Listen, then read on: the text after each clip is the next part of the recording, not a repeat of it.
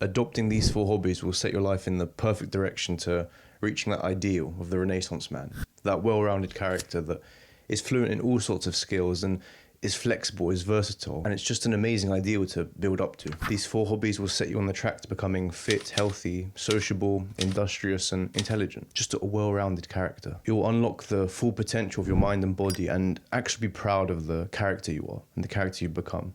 And all it takes is 4 categories of hobbies, which we'll go through. I remember the days before I had this approach, before approaching it in the 4-fold method. And my days were terrible.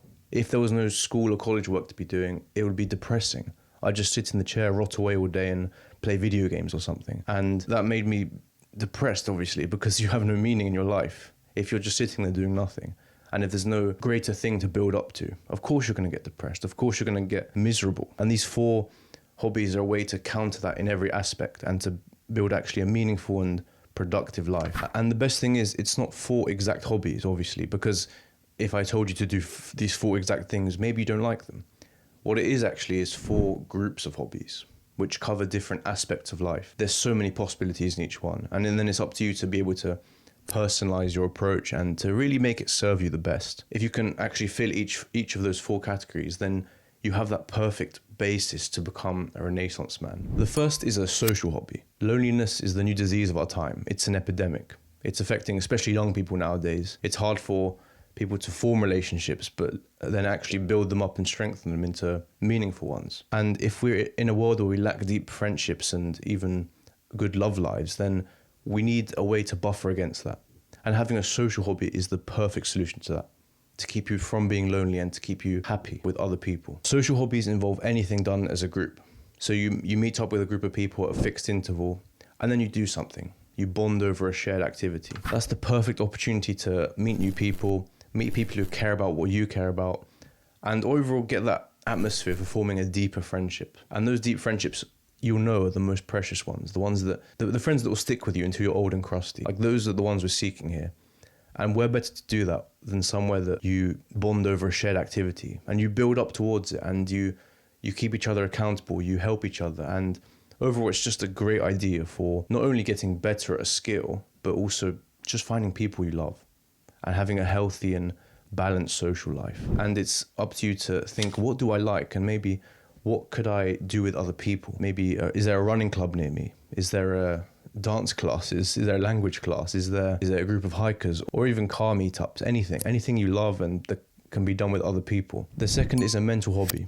And of course, your mind is part of your body. It's your other half almost. So you have to train it. Just like we train our bodies in the gym, we have to train our minds and always allow it to grow. All of the great Renaissance men in the past, Da Vinci, we have Theodore Roosevelt, we have Copernicus. These were all intelligent people. They were geniuses, and they really knew their craft. They studied everything. They were never afraid to follow their curiosity and to learn everything they could about the world. And that's what we should strive to be as well. So your mental hobby should be one that allows you to unlock new insight every day and to become a little bit wiser, a little bit smarter, a little bit more intelligent. Of course, reading is the main one for me, but you could do coding, you could do language learning, you could do debating, playing chess, or even poker.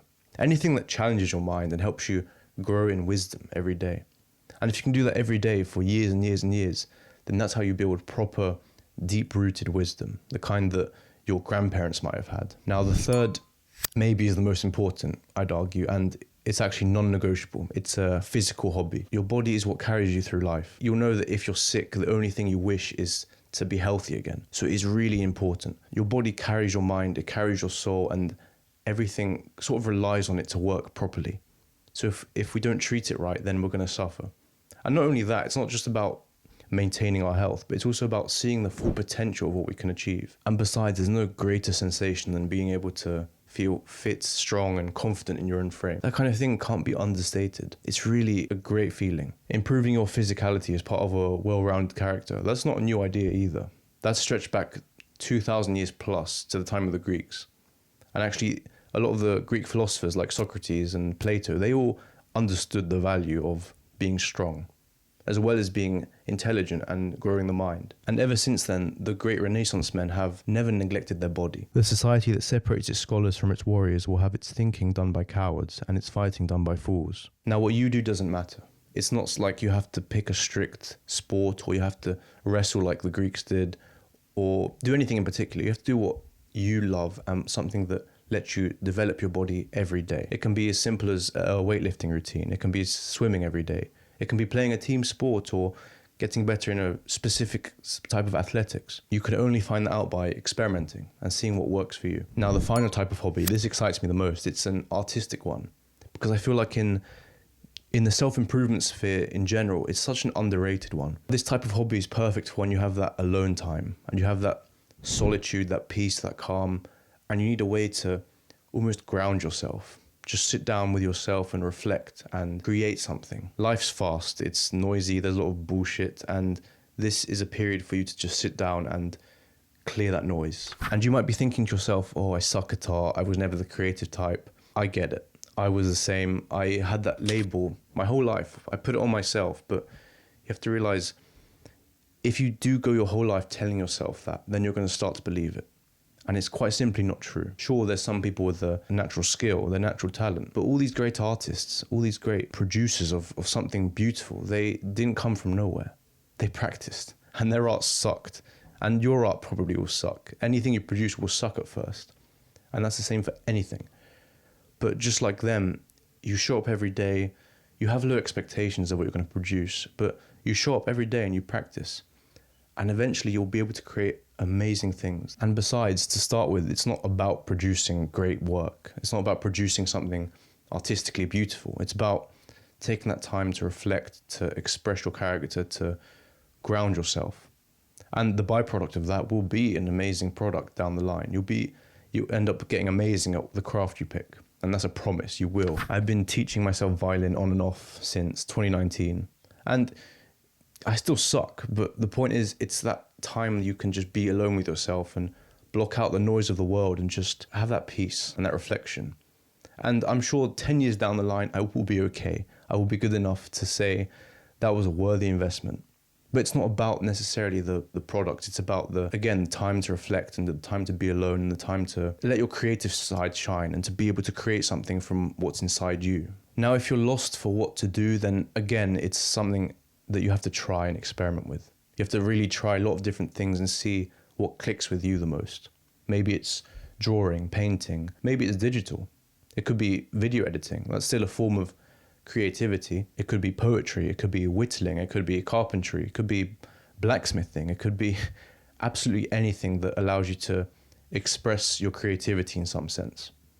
So really the possibilities are endless, and there's so many cool crafts and trades out there that really it's exciting. It's an exciting world to explore and to see what you love the most. So that's it. That's the 4 categories of hobbies. And if you can fill each one of those, then you have the foundations for an amazing life, and you have the straight path to that ideal of the Renaissance man. And I should clarify that these 4 hobbies don't overlap. It's about making sure that through your set of hobbies, whether it's 1, 2, 3 or 4 or 5, that you've filled those areas, that you have at least a social element in one, maybe a mental aspect, a physical one and an artistic one. So you have that benefit in every faculty and it's well balanced. So I invite you to look at what you're already doing, because I'm sure you have your pursuits and the things you love to do and the things you do for fun. So I invite you to have a reflection on that. Maybe you're missing a social element to it, or maybe you're missing something that lets you express who you are artistically. I know my weaker side of that is the social side. I should probably start doing something more regular or tangible. And if you can experiment with and add things to your routine, maybe even remove things that don't really fulfill any of those, and you'll find that your life is oriented in a better, more productive and fruitful and happy direction. So I really hope even one insight can help you there. So yeah, thanks so much for watching.